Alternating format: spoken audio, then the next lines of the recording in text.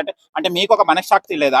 ఎందుకు కూర్చోవాలి అలాంటి టైంలో? ఒక కరెక్ట్ జడ్జిమెంట్ లేని సీట్ లో మీరు ఎందుకు కూర్చోవాలి? నిన్న 9 మందికి కూడా మీరు గ్రీన్ ఇచ్చిన వాళ్ళే కదా. అక్కడ ఎలా పంపించేస్తారు? నార్మల్ గా అక్కడనే అవమానించినట్టు అనిపిస్తుంది కదా. కామనర్స్ ఏం చెప్తే అది వింటారు, మనది నడుస్తుంది రాజ్యాంగం అన్నట్టు మీరు రాసుకుంటారు. మీరు అగ్ని పరీక్ష రాజ్యాంగం మీరే రాసుకున్నారు. అది ఈ రోజు ఎపిసోడ్ లో హోల్ లో ఉన్న వాళ్ళని ఫోటోస్ పంపించేశారు కదా, కరెక్ట్ అంటారా? అదే అంటున్నా కదా, మేము ఏం చెప్తే నడుస్తాం. నా గేమ్, నా ఇష్టం, నా అగ్ని పరీక్ష, నా బొంగు, నా భోషానం అని వాళ్ళే చేస్తున్నారు. పాపం 8 మంది 9 మందికి గ్రీన్ ఇచ్చిన వాళ్ళకు వాళ్ళకు కూడా సరిదంటగా టాస్క్లు పెట్టాలి కదా. నువ్వెవరు నిర్ణయించడానికి? జడ్జెస్ మీరెవరు నిర్ణయించడానికి?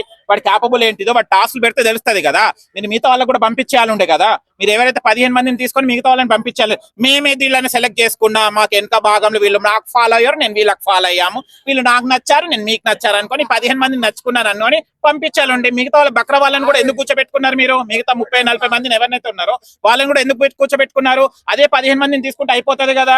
వాళ్ళని కూడా బక్ర చేయడానికి కూడా అక్కడ కూడా షూటింగ్ లో ఏదో ఒకటి జరుగుతుంది. ఎందుకంటే సెలెక్టెడ్ జరగాలని. ఇవాళ మన ప్రోమోలో ఒకటి ఏం చూసుకున్నాం, మన అమన్ మాసూద్, అది టాస్క్ మనకు తెలియదు. ఇంకా ప్రోమోలో చూసిన కాటికే చెప్తున్నాను. అతను ఏమన్నాడు, మన లోపట ఉండేసి ఆ పొటాటోస్ ఏదైతే ఉందో మనం దాన్ని మొత్తం మిక్స్ చేసేసి తర్వాత లాక్ తీయాలని చెప్పాడు. అతను కిందికి వెళ్ళిపోయాడు. తర్వాత శ్రీముఖి లోపల అంటుంది.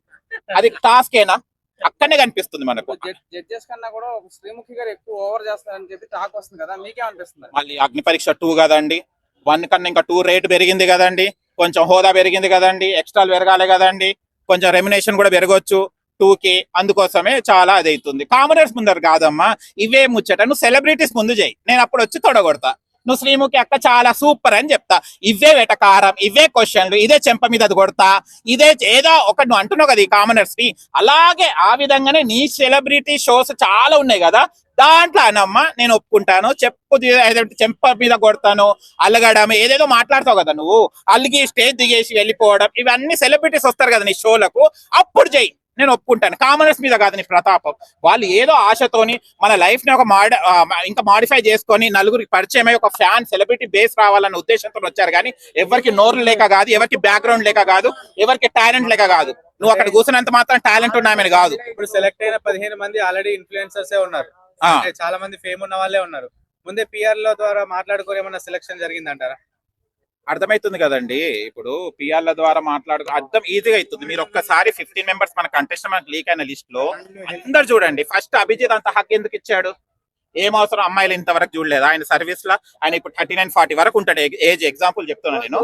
ఉప్పల్ బాల్ చేసింది కరెక్ట్ అంటారా? బయటకు వచ్చి ఇట్లా మాట్లాడటం అదంతా కరెక్ట్ కాదు అని కూడా కొంతమంది అంటున్నారు కదా. సో కరెక్ట్ కాదన్నప్పుడు దెబ్బ దాకినోడికి నొప్పి తెలుస్తుంది.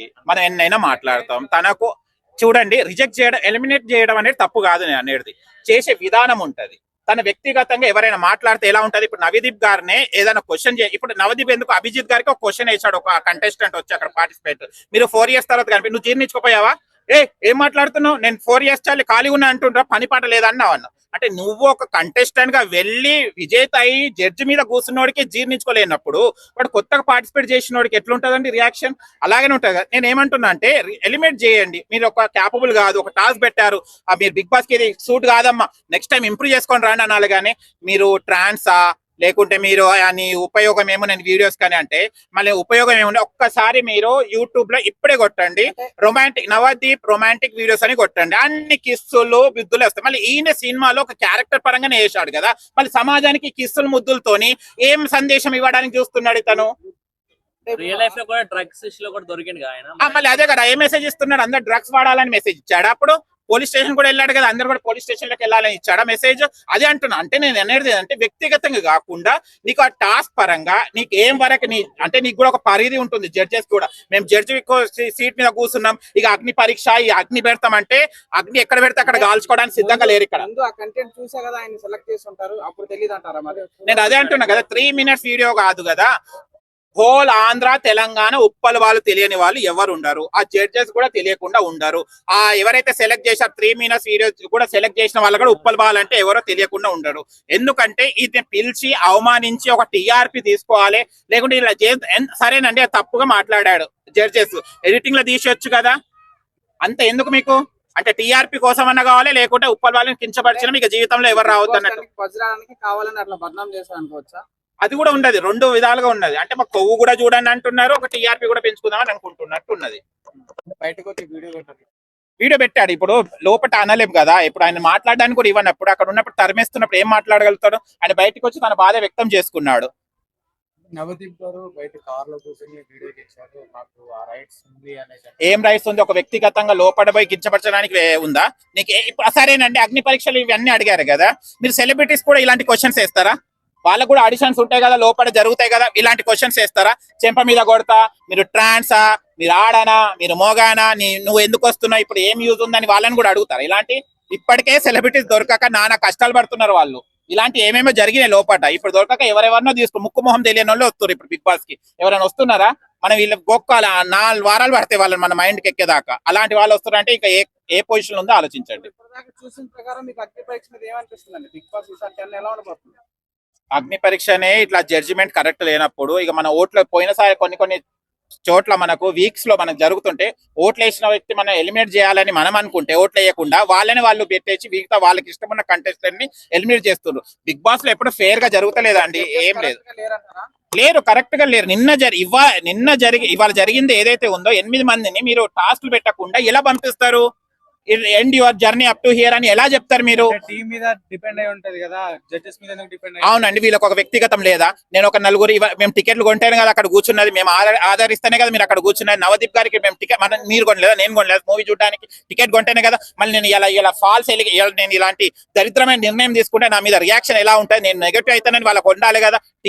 ఏదైతే కంపెనీ ఎవరైతే ఉన్నారో ఆ టీం మెంబర్స్ మనకు తెలియదు కదా. నేను కొంతమంది జడ్జెస్ కి రారు కదండి, కూర్చోమంటే కూడా కూర్చోరు. ఎందుకంటే షో నాకు కరెక్ట్ కాదు, నాకు సెట్ కాదు, జనాలు ఏమంటారని ఒకటి ఉంటది. వీళ్ళకి ఏం లేదు, అన్ని అంటే ఉమ్ముకుంటే తుడుచుకునే రకాలు ఉన్నట్టున్నారు. కామనర్స్ ఎందుకు ఇంతగానో ఎగబడుతున్నారు అగ్ని పరీక్ష అంటే అందరికి ఒక ఆశ ఉంటుంది, ప్లాట్ఫామ్ దొరకలేదండి.